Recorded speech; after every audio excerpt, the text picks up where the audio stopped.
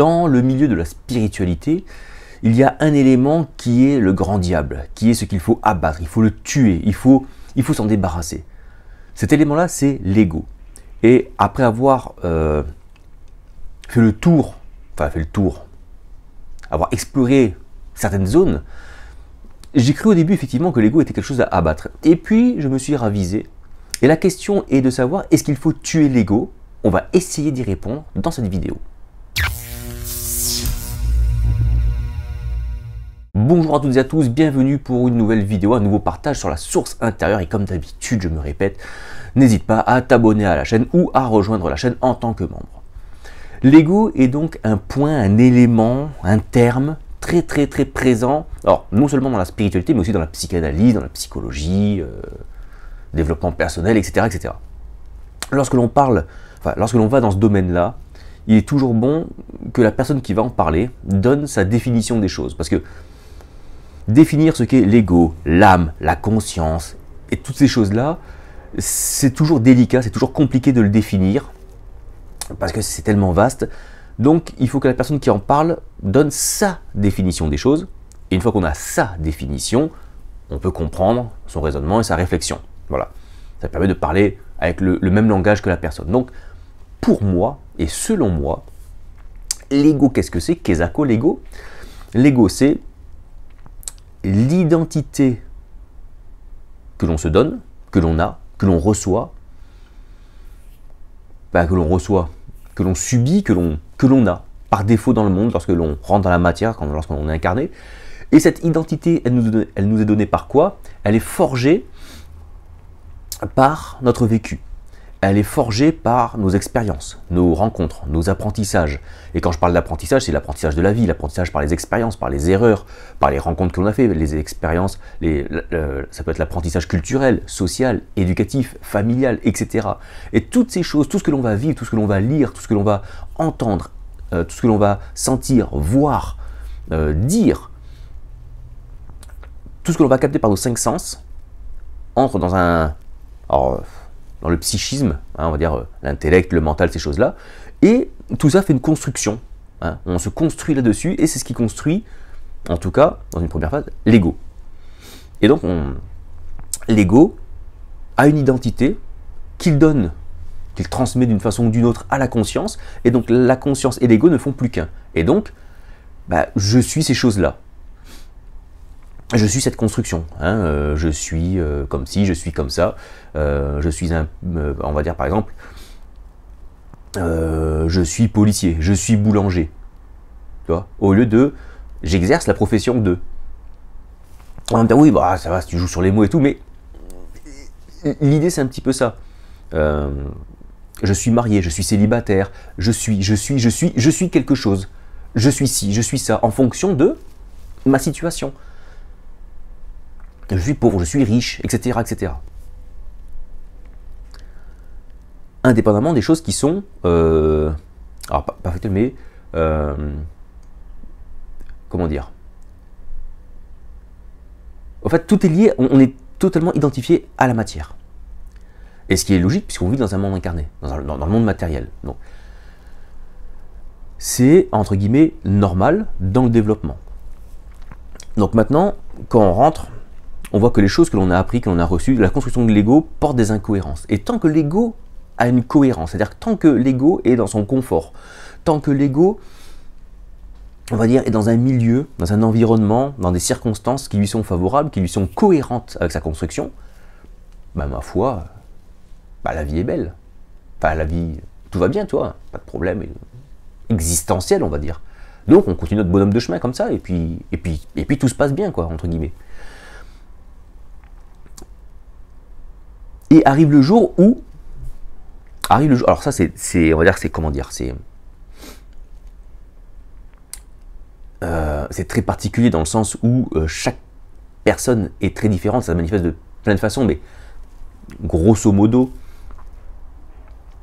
ça va commencer par des frictions. C'est-à-dire que l'ego va être dans des phases, va être dans des situations, dans des environnements qui lui sont défavorables. Et là, ça va commencer à se frictionner intérieurement et on je ne vais pas pouvoir donner une définition de tout, mais on va dire que, disons, allez, on va dire le mental, la conscience, le mental, en interaction, il y a plein d'interactions, c'est très compliqué à expliquer, mais bon, quelque part se passe le pourquoi. Qu'est-ce qui se passe? Où ça va pas? Ça commence à se questionner. Pourquoi?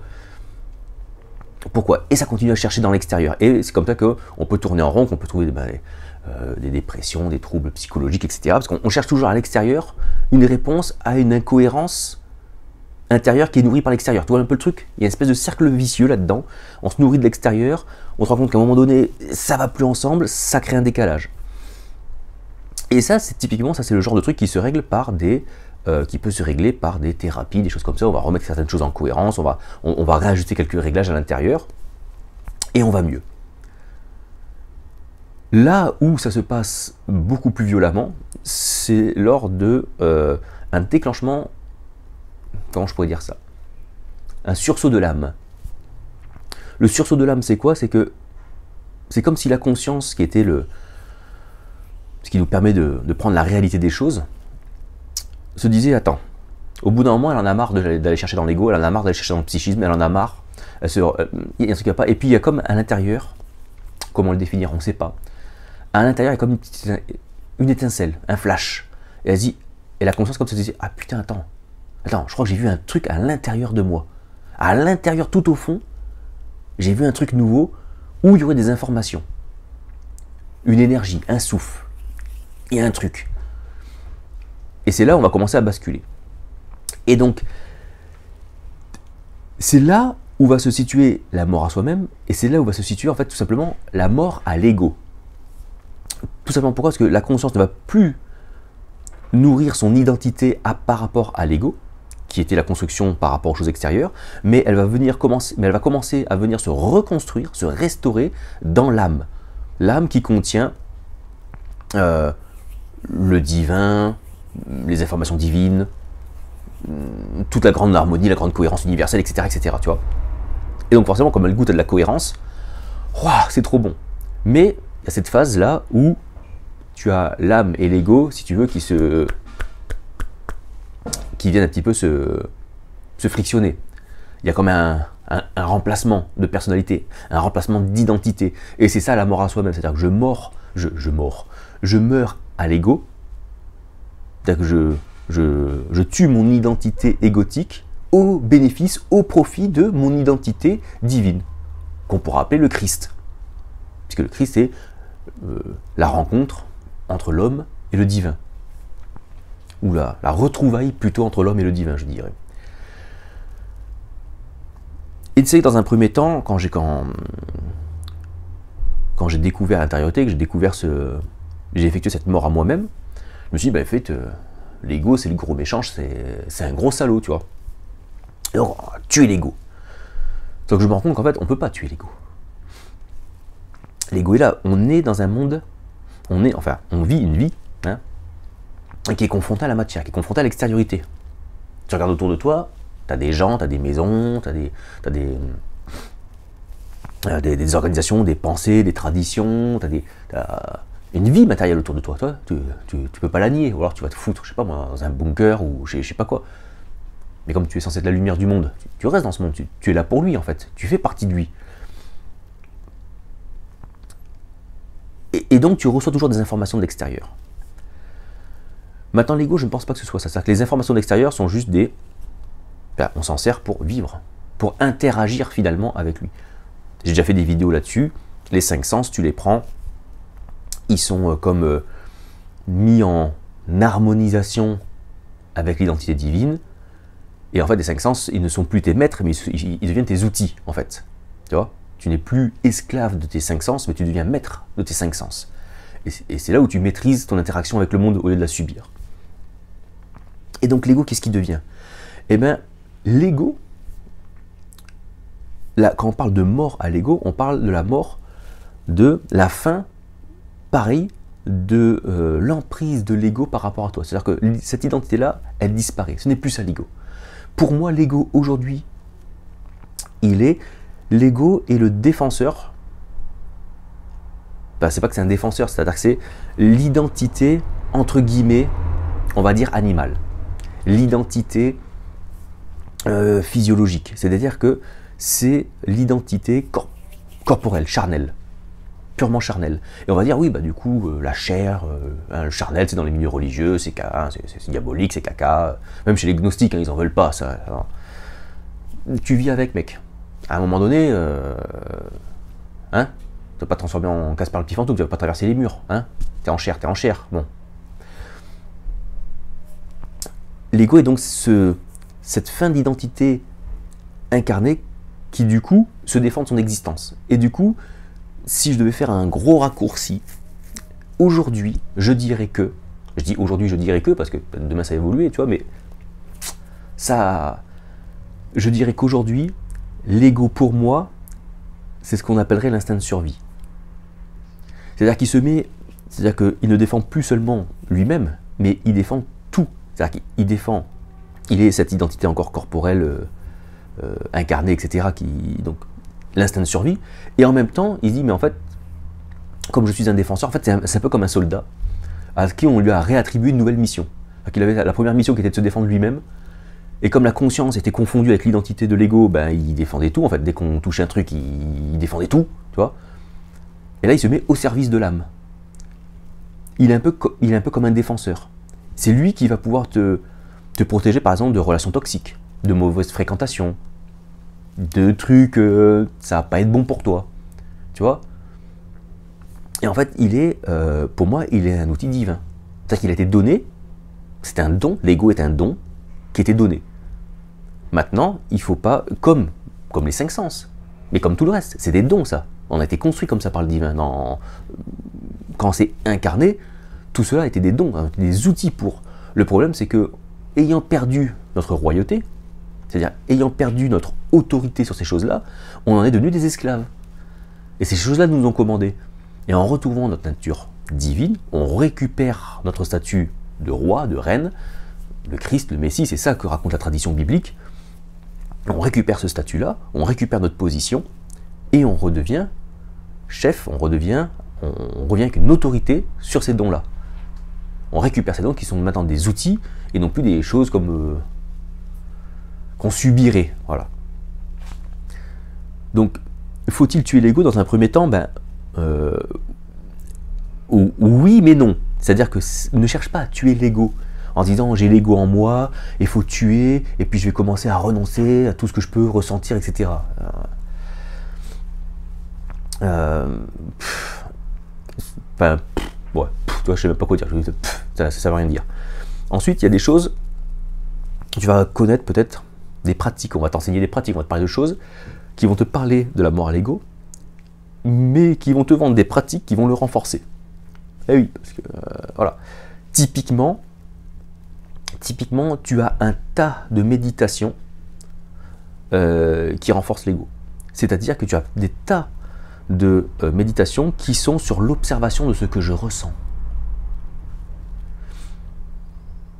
Donc allez en vous, explorez-vous, voyez ce qu'il y a en vous. Mais ce qu'il y a en toi, ça va être ton ego en fait. Comme tu n'as jamais eu de démarche spirituelle, comme tu n'as pas eu ce qu'on va appeler l'éveil, la révélation, tu te mets à méditer ça, mais tu vas faire que méditer ton ego en fait. Observer ce que je ressens, ce que j'ai, ce que je suis, voilà. Et puis soyez en paix avec ça. Ok, donc tu vas être en paix avec ton ego. Tu vas être en paix avec le fait d'avoir ci, d'avoir ça, ok. Et toutes ces méditations-là ne mènent nulle part, quoi. Elles vont avoir le bénéfice, elles vont avoir le privilège, elles vont avoir l'avantage, voilà, de te mettre en paix avec ton ego, si tu veux. Bon, super, t'es en paix avec ton ego, ok. Et après, c'est-à-dire qu'à chaque fois, en fait, tu vas être en paix avec ton ego, tu vas dire, ok, c'est cool, c'est bien, si je suis en paix avec mon ego, foutez-moi la paix, tu vois. Le problème, c'est que si tu es en paix avec ton ego, lui-même étant construit sur les éléments extérieurs, dès lors qu'il y aura un changement à l'extérieur, tu vas potentiellement devoir refaire une thérapie, refaire un truc. Parce que chaque élément extérieur est potentiellement un danger pour la stabilité de ton ego. Et donc ça demande une vigilance, et c'est pour ça que l'ego, ça s'est transformé, c'est qu'on dit, ah, mais il a un ego rond comme ça, parce qu'il a peur qu'on l'attaque. En fait, l'ego, il a cette nature de se défendre, en fait. Il fait attention de ce qui vient de l'extérieur. Tout ce qui est incohérent, qui est étranger à sa construction, il le rejette, et tout ce qui est avec, il le prend. Alors que, lorsque tu te défais de ça, et que tu as une construction d'identité qui est sur l'âme contenant tout, elle n'a plus de barrière, elle n'a plus de limite, si ce n'est elle-même. Elle-même sa propre barrière, donc il n'y a pas de confrontation, il n'y a pas de limite. Et cette identité-là, c'est le fameux « je suis » de la Bible. C'est le « je suis ». J'identifie le « je » à l'âme, et le « suis », le « je » à la conscience, et le « suis » à l'âme, plutôt. Désolé. Et donc, le « je suis », c'est la conscience, la recouverte de la rencontre de la conscience et de l'âme. Le « je suis », c'est cette coparticipation, cette union de l'homme et du divin. L'homme qui retrouve sa nature humaine, et le divin qui retrouve, comment je pourrais dire ça, qui retrouve sa version, sa dimension incarnée. C'est bien ça. Dieu retrouve sa dimension incarnée dans laquelle il vit, et il s'explore, et il s'explose. Il s'expose, tout simplement. Expose, je vais y arriver. Une dimension dans laquelle il s'expose au monde, et il peut se rendre visible. C'est comme s'il mettait une couverture sur lui. C'est comme si c'était l'homme invisible, tu vois, Dieu. Et dans l'incarnation, c'est comme s'il mettait une cape, tu vois. Il mettait un drap sur lui, du coup, merde, attends, on le voit. Tu vois, et ouais, si j'enlève ça, vous ne me voyez pas. Donc en fait, vous pouvez me voir que dans l'incarnation. Donc l'incarnation permet, donc l'incarnation, la création, permet à Dieu de se rendre visible. Mais bon, ça pourrait être un autre sujet, quoi. Donc, si on veut se débarrasser de l'emprise de l'ego sur nous, qu'est-ce qu'il faut faire? Il faut réhabituer sa conscience à ne plus s'identifier à lui, à l'ego, aux constructions extérieures, mais à l'âme. Et pour ça, il existe un truc qui s'appelle, que moi j'appelle l'intériorité. Tu peux lui donner tous les autres noms que tu veux. La plupart des grandes spiritualités l'ont découvert, l'appellent autrement, lui donnent une forme différente, mais tu le retrouves dans le bouddhisme, dans l'hindouisme, tu peux le retrouver, tu le retrouves dans l'islam, tu le retrouves dans le judaïsme, tu le retrouves dans le christianisme, pour citer que les grandes traditions où j'ai pu observer que des gens adeptes de ces spiritualités-là ont fait cette démarche-là et ont réussi. Donc c'est pas que le christianisme. Alors je sais, les chrétiens vont dire oui, mais il n'y a que Jésus, au nom de Jésus, qui a le... Bon, je peux pas faire toute l'histoire, je peux pas tout expliquer. Il y a 100 vidéos sur la chaîne, tu vas les voir. Mais c'est une trame. C'est une trame qui est universelle, sur laquelle tu peux mettre d'autres mots. On va dire ça comme ça. Mais bon, tu n'es pas obligé de me croire. Voilà. Si tu veux suivre que la tradition biblique, suis-la, puisque de toute façon, elle possède la révélation qu'il faut. Voilà.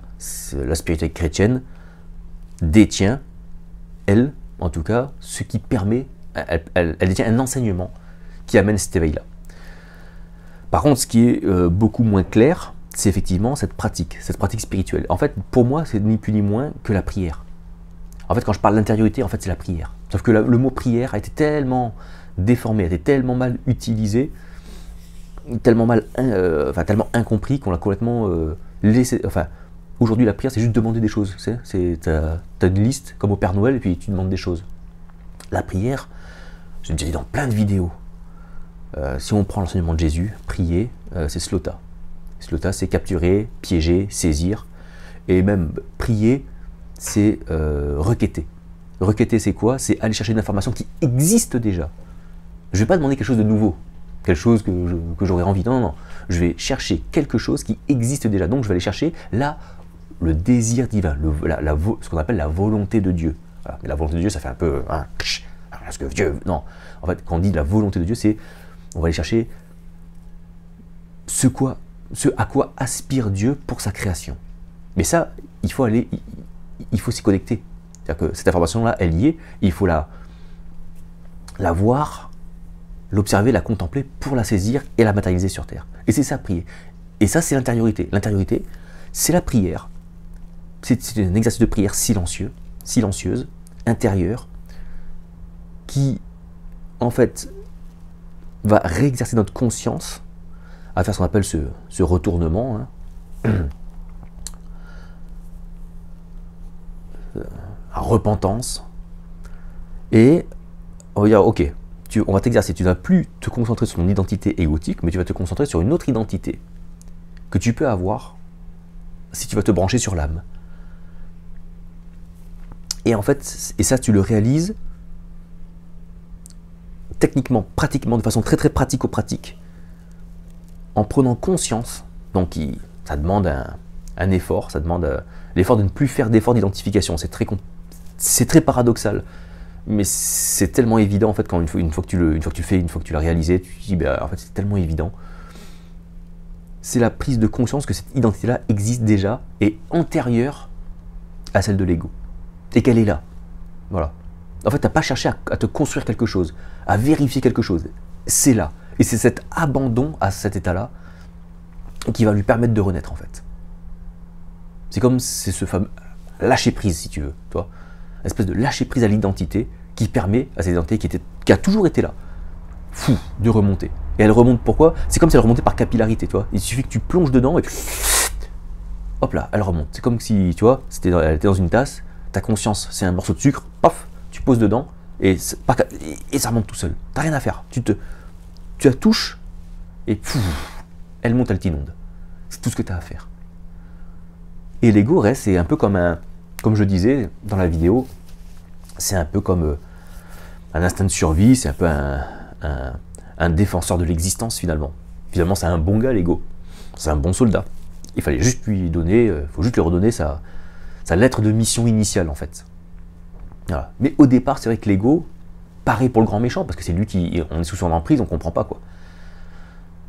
Et toutes les possessions qu'il avait vont être détruites. Et au final, il ne restera plus que lui, et plus ses possessions. Il ne restera plus que lui, un petit point, un don, pour moi c'est un don, l'ego est un don, mais qui n'est plus notre identité. Il est une espèce d'instinct de survie, il a un petit peu une espèce de... Même pas d'instinct de... Ouais, garde du corps. Garde du corps, c'est pas mal aussi ça, tu vois. Voilà. Mais tu vois que c'est un sujet, bon, tout ce que je viens de te dire là, ça fait 22 minutes à peu près 20 minutes que je parle, c'est de l'à peu près. C'est de l'à peu près. C'est mon observation personnelle de moi, avec ma compréhension, avec mes conclusions temporaires, qui ne sont pas définitives, ça va encore évoluer. Ça, c'est juste pour donner une première piste sur l'ego. Voilà. Pour résumer, c'est tout ce qui est ton identité construite de l'extérieur. Et il existe une autre identité. Et le problème, c'est que tant que tu seras sur l'identité égotique, évidemment, eh ben, tu seras soumis aux incohérences extérieures. Et à chaque fois qu'une incohérence extérieure viendra, eh ben, ça ira mal. Et c'est normal. Et tu en auras. Après, est-ce qu'elle prenne racine ou pas? Tu vois? Après, c'est encore autre chose, tu vois. Mais tant que c'est ton ego qui te vit, forcément, tant que tu auras des choses extérieures, ça va prendre racine en toi. Tu vois. Alors que si ton identité est basée sur l'âme, tu continueras à vivre les incohérences de l'extérieur, les mauvaises choses de l'extérieur, tu vois, ce qu'on appelle le mal, tu vois, des mauvaises expériences qui feront réagir le corps, qui feront réagir certaines choses en toi, physiologiquement, mais qui ne prendront pas racine en toi. C'est-à-dire qu'elles vont pas... C'est pas quelque chose qui ensuite va te nourrir et va rester en toi.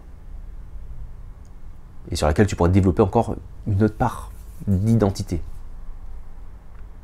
Et donc ça inverse complètement l'existence. En fait, ça change tout sans rien changer. En fait, il ne faut pas s'attendre non plus, lorsque l'on bascule, à ce que le monde change. Souvent on dit, ah, je veux l'éveil spirituel, je vais faire un truc, et puis on a l'impression qu'on va partir dans une espèce de dimension, on va avoir une vie hyper spirituelle, et puis on va voir des choses, et puis on va vivre des choses complètement paranormales, surnaturelles, Non, ta vie, elle change pas. Ta perception du monde qui est autour change radicalement. Ta connaissance de Dieu change radicalement. Ta connaissance de toi change radicalement. Ta connaissance des autres change radicalement. Mais matériellement, dans la vie, en fait, ça change tout sans rien changer. Il faut tester. Ça sert à rien de reprendre le slogan comme ça. Il faut tester pour te rendre compte que ça change tout et à la fois ça change rien, quoi. Toujours la même vie, des problèmes de facture, des problèmes avec les gosses à l'école, t'as des problèmes au boulot, t'as des problèmes dans le couple, t'as des problèmes à gauche, t'as des problèmes à droite, tu vois. Ta perception des choses, elle, change. Et je te souhaite de le vivre parce que bah, ça change quand même la vie. Hein. La vie intérieure change. La vie intérieure change. Sur ce, je te remercie pour l'attention et comme d'habitude, n'hésite pas à commenter, envoyer un commentaire, un mail, tu likes, tu partages, etc., etc. Si tu as des questions, bah, tu les mets en commentaire, évidemment, comme d'habitude. Et je te dis à très bientôt pour un prochain partage. Ciao, ciao.